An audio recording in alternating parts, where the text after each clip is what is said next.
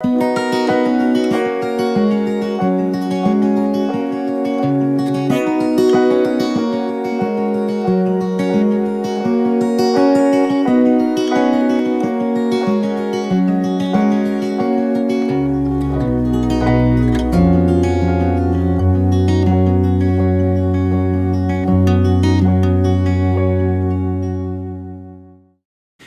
Seigneur te fait savoir ce qui est bien. Voici ce qu'il demande à tout être humain, faire ce qui est juste. Elle souligne, aimer, agir avec bonté et vivre avec son Dieu dans la simplicité. Amen. Alors je ne sais pas vous, mais moi, vu mon âge, j'ai déjà subi des anesthésies, partielles ou totales. Et je sais que pour chacune de ces anesthésies et de ces opérations, j'ai dû rencontrer l'anesthésiste qui a pris du temps pour moi pour m'aider à répondre à des questions multiples. Avez-vous ci, avez-vous ça? Oui, oui, non, non, non, non, oui. C'est très long, c'est très impersonnel, je trouvais, et c'est même un peu barbant. Alors au moment de l'opération, heureusement que cet anesthésiste se présente. « Bonjour madame, je suis votre anesthésiste. »« Ah bonjour. » Parce qu'avec son masque, avec sa charlotte sur la tête, avec sa blouse qui ressemble à toutes les autres blouses, je ne l'aurais pas reconnu. Et bien sûr, je ne vois pas toujours si les yeux me sourient ou pas, mais je suis contente qu'il est là. Et l'intervention en question était sous anesthésie partielle. Donc il y a un champ stérile qui est mis devant sur la table d'opération. Ça veut dire qu'on ne voit rien de ce qui se passe, même si on essaie d'observer à travers les reflets des lampes. On ne voit pas ce qui se passe, par contre on entend tout.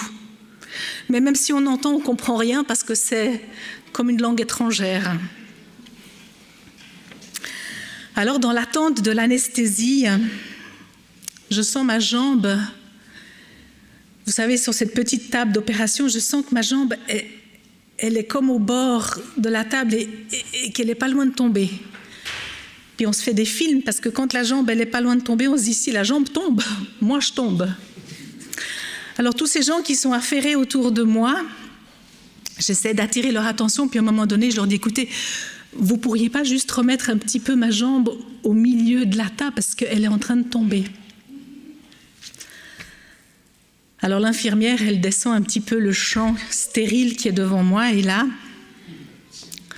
je tombe de haut quand je vois que ma jambe, elle est à l'équerre et qu'elle est déjà dans les mains du chirurgien.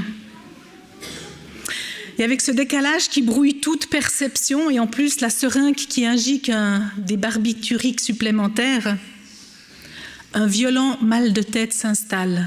Que dis-je violent? Une migraine. Une de ces migraines que seules celles et ceux qui connaissent ce terme savent de quoi il s'agit. Et je n'arrive pas à contenir mon angoisse qui monte et les larmes avec. Et je me pose des questions. Mais qu'est-ce que j'ai fait d'accepter une anesthésie partielle? Mais qu'est-ce que j'ai fait d'accepter cette opération qui n'était pas vitale? Mais Seigneur, il n'y a que toi qui peux m'aider. Seigneur, aide-moi. Et là, je suis au fond de mon trou. Est-ce que c'est vraiment un trou? Mais comment, à ce moment précis, l'anesthésiste occupé à regarder son écran, vous savez, celui qui fait bip, bip, bip, bip, bip, des bips partout que vous n'y comprenez rien, comment est-ce que l'anesthésiste a-t-il compris à ce moment-là mon tourment intérieur? Je ne sais pas. Mais sa réponse me surprend et m'interpelle. Et mes larmes silencieuses et intérieures ont-elles été aperçues? En tout cas, sa réponse non verbale ne correspond pas à l'image que j'ai de lui. Et c'est peut-être pour cela que je suis touchée au plus profond de moi par sa réaction. Je reçois une attention, un geste gratuit, humain, rempli de compassion et d'accompagnement, et un geste d'une grande simplicité, une caresse sur ma joue. Ce n'était pas une réponse technique à une nouvelle dose d'un anti-quelque chose, c'était carrément un contre-pied à tout l'arsenal médicamenteux. Et la simple caresse sur ma joue qu'il m'a offerte a permis à mon esprit de se ressaisir. Vous savez, il aurait pu se contenter de dire « Tout va bien, madame, tout est sous contrôle ». Il aurait fait son job. Non.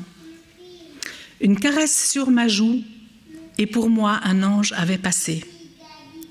J'ai fermé les yeux et j'ai dit « Merci Seigneur d'avoir inspiré ce geste à cet homme, à ce moment, à cet endroit. » Et c'était exactement ce dont j'avais besoin, sans même savoir l'exprimer et sans même pouvoir l'exprimer. Et j'ai appelé cela le miracle de la gentillesse. Ce mot qui trouve sa racine dans le sens biblique de bonté, bienveillance, miséricorde de Dieu. Alors quand j'ai entendu ce titre à la radio, la puissance de la gentillesse dans une émission sur YouTube pendant Covid, j'ai tendu l'oreille. Et en plus du sujet, j'ai eu le plaisir de reconnaître une auteure qui a marqué ma vie de jeune épouse et de jeune maman. Cette auteure, c'est Danielle Starenki. Et voilà ce que cette femme dit. La puissance de la gentillesse, l'effet lapin, du jamais vu.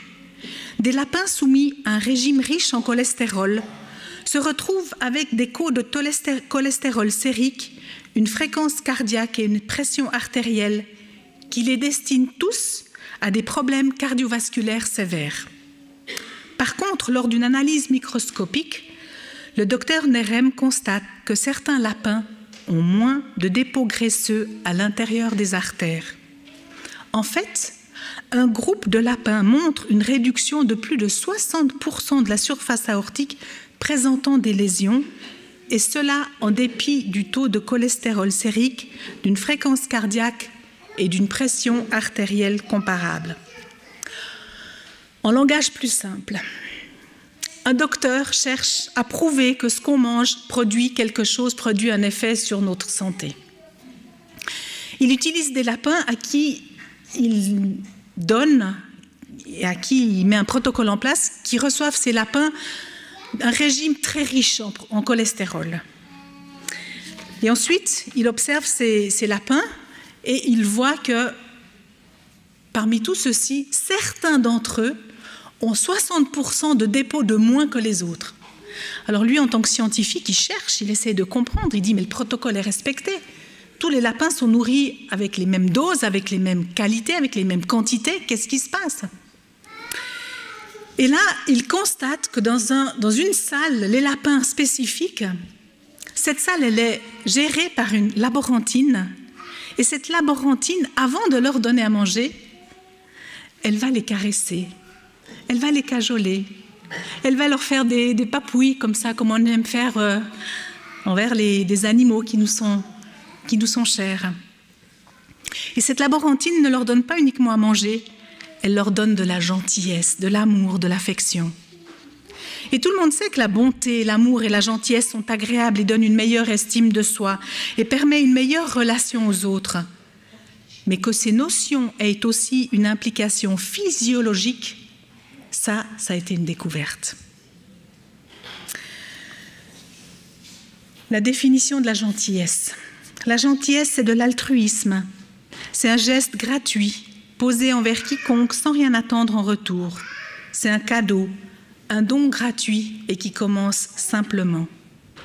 C'est l'antithèse de l'indifférence, ce phénomène qui parfois se trouve dans nos villes, parfois aussi dans notre communauté.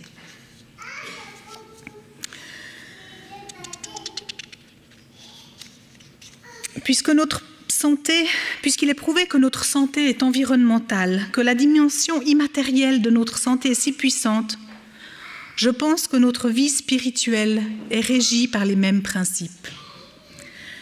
La gentillesse, cet effet immatériel, est une caresse pour nos vies spirituelles. Pourtant, souvent, dans nos réalités, nous prenons pleinement conscience des gentillesses quand nous avons passé par un manque, par une rupture, par un trou, et comme une citerne pour Joseph, comme un esclavage pour le peuple d'Israël, comme une perte de la vue pour Saül, et comme un retrait de la vie active pour Élie. Chacun de nous reconnaît son creux de la vague, mais se pourrait-il que le Seigneur transforme ce trou en un lieu béni, en un temps spécialement béni? Prenons exemple sur Jésus et lisons dans Jean chapitre 21, le verset 9. Lorsqu'ils furent descendus à terre, ils virent là un feu de braise avec du poisson dessus et du pain.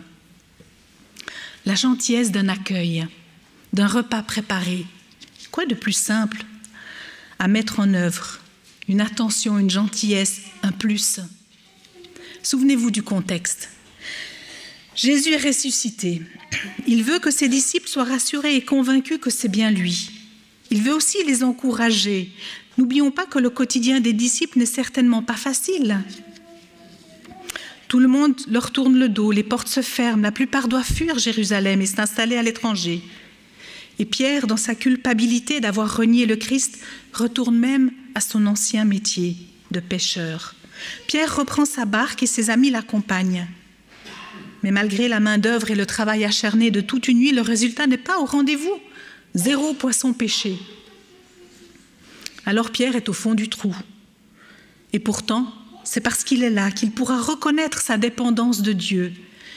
Et ce n'est qu'avec cette dépendance de Jésus que Jésus pourra lui montrer son amour infini et son pardon. L'amour de Jésus, lui qui incarne le mieux cette antithèse de l'indifférence, qui veut nous faire vivre ce sentiment d'appartenance à chaque instant, en tout lieu, en toutes circonstances. Voilà qu'il rejoint Pierre et ses amis dans leur réalité de pécheurs, dans leur recul et leur peur d'aller de l'avant, qu'il vient offrir son pardon plein et entier à Pierre. Il y a de l'anticipation de Jésus. La Bible dit « le feu de braise ». Ça veut dire que le feu est déjà prêt depuis un certain temps, qu'il y a du pain pour tous, qu'il y a du poisson qui est déjà pêché, qui est lavé, qui est préparé. Vous comptez pour moi. Ce partage tellement bienvenu après une nuit d'efforts et de fatigue, ce repos si bénéfique après nos efforts vains.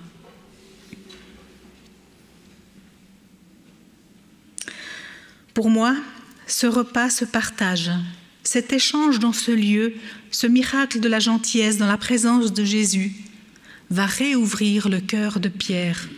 Pierre, le traître, va expérimenter dans toutes ses dimensions l'amour de Jésus pour lui, en hauteur, en profondeur, en largeur, en longueur. Il sera affermi à ce moment dans son ministère pour toujours. La bonté, la bienveillance, fruit de l'esprit, amènent à donner et à recevoir quelque chose d'inattendu. Le Seigneur a tellement d'options à offrir, il y a tant d'expressions de la gentillesse, et chacun reconnaîtra à sa manière de la donner, sa manière de la recevoir, selon ce que l'Esprit lui inspirera. J'aimerais encore vous parler de Paul. Il ne s'appelait pas encore Paul, mais Saul. Et rappelez-vous sur ce chemin qui le mène de Jérusalem à Damas. Dieu l'arrête dans son élan de meurtre et d'emprisonnement contre les nouveaux disciples qui témoignent de la résurrection de Jésus. Saul, aveuglé par une lumière éblouissante, obéira à cette voix invisible. Lève-toi, ne reste pas dans l'inaction, va à Damas, ne retourne pas sur tes pas, sur ton passé. Et là, on te dira tout ce que tu dois faire. Et là, accepte de dépendre des autres. Saul entrera dans la ville de Damas, conduit par la main comme un enfant, apprentissage de l'humilité, où seul durant 3 jours, sans rien voir, il jeûnera. Saul est dans son trou. Est-ce vraiment un trou pour lui? Il n'a pas la force ni de manger, ni de boire. Car Saul de Tarse reçoit d'abord le temps. Ce temps qu'il faut parfois dans notre faire, dans notre activisme, ce temps qui nous échappe. Saul reçoit le temps de méditer, de réfléchir, de revenir sur sa vie et sur ses choix. Il a en mémoire son rôle dans la lapidation d'Étienne, puis de la condamnation de tous les autres. Mais il a surtout dans son oreille cette puissante voix, cette puissante et douce voix qui lui dit et qu'il a entendue dans cette lumière éblouissante. « Saul, Saul, pourquoi me persécutes-tu? Qui es-tu? Je suis Jésus, celui que tu persécutes. » Saul, cet homme intelligent et sage, cultivé, instruit par les meilleurs rabbins du pays, se remémore certainement les prophéties, les psaumes et toutes les fêtes qu'il a étudiées. Toutes annonçaient Jésus, car toute la parole tourne autour de Jésus. Tout nous invite à vivre avec Jésus. Tout est centré sur ce Jésus. Et Saul, cet homme qui se prenait pour supérieur, qui se prenait pour intelligent, ne l'avait pas compris. Jésus, Fils du Dieu vivant, mort et ressuscité, lui est personnellement apparu, par bonté et par grâce. J'ai eu l'occasion dans mon travail de voir en face les puissants de ce monde, mais je n'avais pas mesuré l'impact de ces rencontres sur ceux qui m'entourent. Elle a vu les présidents en vrai. Et j'imagine combien l'univers a reconnu le privilège de Saul quand le Seigneur de l'univers lui manifeste personnellement de l'attention. Il aurait pu envoyer un ange lui parler avec rudesse pour l'empêcher de nuire. Non, Jésus va personnellement lui permettre de se remettre en question en le laissant pour un peu de temps aveugle, le temps nécessaire à un retour sur lui-même. Et ce retour finira par une conversion, et cette conversion qui changera Saul en Paul, en l'apôtre Paul. Saul ne sait pas s'il recouvrera la vue, mais sa rencontre avec Dieu l'a changé. Et dans son isolement et sa solitude, il prie. Il prie et il reçoit une vision. Et Saul comprend qu'il recouvrera la vue, mais ne sait pas quand. Il ne sait pas non plus que le Seigneur lui réserve une caresse, un mot qui va le marquer, c'est sûr. Imaginez, Saul entend un inconnu entrer et approcher. Il doit se sentir à sa merci. Serait-ce l'homme de sa vision? Il se reconnaît coupable. Dans sa poche se trouvent les lettres qui lui donnent tout pouvoir d'emprisonner les femmes, les vieillards, les enfants. Mais cet inconnu le touche, lui impose les mains, donc le bénit. Et écoutez bien, la première chose que Saul va entendre, c'est d'entendre « Saul, mon frère ». Voilà la caresse. Mon frère, cette gentillesse, ce terme inclusif, cette antithèse de l'indifférence, cette intimité, ce sentiment d'appartenance, de joie, cette inclusion dans sa famille, lui est donné avant même son baptême. Lui est donné par Ananias, homme pieux que le Seigneur a envoyé. Un mot rempli d'amour que nous pouvons lire dans Acte 9, le verset 17b. « Saul, mon frère, le Seigneur, le Jésus qui t'est apparu sur le chemin par lequel tu venais m'a envoyé pour que tu retrouves la vue et que tu sois rempli du Saint-Esprit. » Ananias aurait pu se contenter de l'imposition des mains afin que Saul recouvre la vue. Voilà ce que le Seigneur lui avait demandé.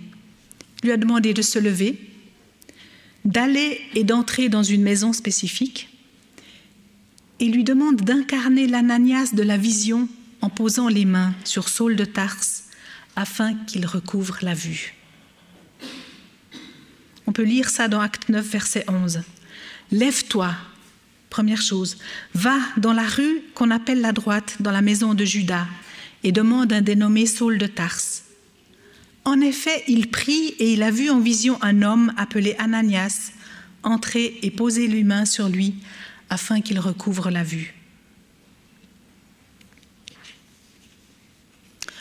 Nous connaissons l'histoire qu'Ananias, avant d'accepter, va tergiverser, va essayer de négocier avec Dieu. Et moi, je me reconnais dans cet Ananias-là. Je cherche à tempérer. Non, écoute, je ne suis pas tout à fait à la hauteur. Pas moi, prends quelqu'un d'autre. Et pourtant, Ananias, inspiré par le Saint-Esprit, se voit offrir d'être participant à la guérison de l'aveuglement de Saul et offre une salutation d'intégration, une gentillesse, celle qui fait du bien au corps, à l'âme, à l'esprit, celle qui est gratuite, donnée spontanément avec douceur et sans rien demander en retour. Celui qui aura bénéficié de cette bonté ne manquera jamais d'en parler avec enthousiasme toute sa vie. Il aura vécu, Saul, devenu Paul, la hauteur, la longueur, la hauteur et la profondeur de l'amour de Christ. Et pour la conclusion, je dirais que si nous prenons conscience de notre grande dépendance de Dieu, le Seigneur pourra agir. Nous verrons ainsi la bonté se manifester dans nos vies, ces gentillesses cachées dans des actions simples, faciles à mettre en œuvre, faciles à accepter, gratuites et sans rien attendre en retour. Nous saurons toujours que la gentillesse, la bonté produit plus que ce que l'on voit par la puissance du Saint-Esprit. Pierre l'a expérimenté, Saul l'a expérimenté, et nous sommes invités à l'expérimenter. Accueillons dans nos quotidiens ce fruit de l'Esprit et qu'il devienne un fruit disponible en toute saison, donné avec joie et reçu avec reconnaissance. Et je redirai ces paroles de Michée 6 qui dit « Le Seigneur te fait savoir ce qui est bien, et voilà ce qu'il demande à tout être humain, faire ce qui est juste, aimer, agir avec bonté et vivre avec son Dieu dans la simplicité. » C'est ma prière pour chacun de nous. Amen.